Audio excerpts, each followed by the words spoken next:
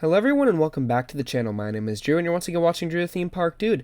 Today's video I'll be giving my full thoughts on the brand new VillainCon Minion Blast attraction that's currently in tech rehearsals at Universal Studios Florida. Before I begin, it would mean a lot if you could hit that subscribe button as well as the like button to support the channel. Now, off to the video.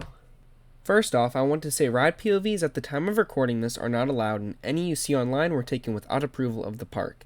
So that's why in this video you will not see footage of the actual ride, but you will see everything leading up to the ride and the gift shop after you exit.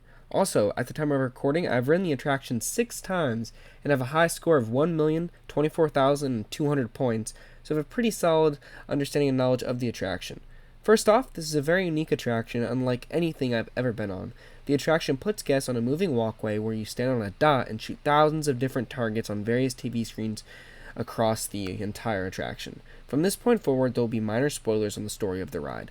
The ride is themed around VillainCon, the fictional convention seen in the first Minions film.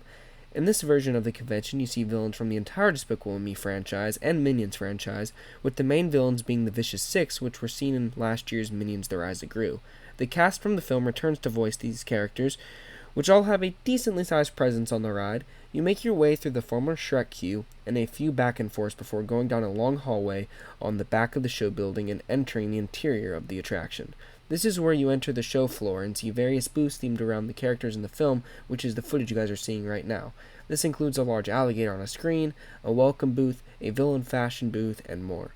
You then head down a hallway with the Vicious Six sign above you, and you retrieve your Eliminator X blaster. The blaster doesn't weigh more than a couple pounds, but may be hard for children since it's quite large and requires 2 hands on the blaster at all times to be able to click both buttons, the rapid fire and the power up button. The rapid fire button has unlimited ammo, while the power up button is limited to depending on how many boxes you hit, which then give you different types of power ups. There's various rooms themed around each member of the Vicious Six, and if you eliminate one of them, you get tons of points. There are also collectibles you can shoot at, and once the app feature works, you'll be able to unlock certain things in the Universal app that may alter future rides with different power-ups and icons and laser blasts and all that stuff. There are tons of power-up boxes located throughout the ride and includes bananas, ice, fireballs, fireworks, and more. Each one of these does tons of damage, meaning more points. Once an on-ride POV is allowed, I'll analyze the attraction and post an in-depth video with all the tips and tricks on how I managed to get over 1 million points, which seems to be equivalent to MIB's 99999 max score, but there is no maximum points on this ride, and the highest I've seen ever on Twitter or YouTube or anything is 1.2 million, so I don't know how much more above that is even possible, but I had 1 million, so I'd say that's pretty good. The final room is my favorite though, where you see Vector, Amacho, Balthazar, Brat, and Scarlet Overkill in front of different Universal icons such as Volcano Bay's Volcano, Islands of Adventure's Lighthouse, Universal Studios Archway, the Universal Globe, and the Twosome Chocolate Emporium. This room, if you have enough power-ups, you can get hundreds of thousands of points in just a few seconds. The final part of the ride is the Vicious Six saying, "Great job, but the only way to join them is to try the challenge again." Also, a fun Easter egg is the voiceover spiel alerting guests that the moving walkway exit approaching sounds very similar to the iconic voice that plays on the moving walkways over in the parking garages at City Walk. Now to the good. This is a super fun ride that I recommend you check out as soon as you can. It's a super re-rideable attraction due to the interactiveness and how fast the line moves, because sometimes the queue would say an hour, but I did not wait more than 20 minutes. The queue is also really cool, like I mentioned before, putting you right inside VillainCon. It's a fun attraction that's aimed towards families, so it won't appeal to everyone, but personally, I really enjoy it because I'm a competitive person, and being able to battle, my family or friends that are there with me, as well as technically the entire park once they get the app and leaderboard feature working.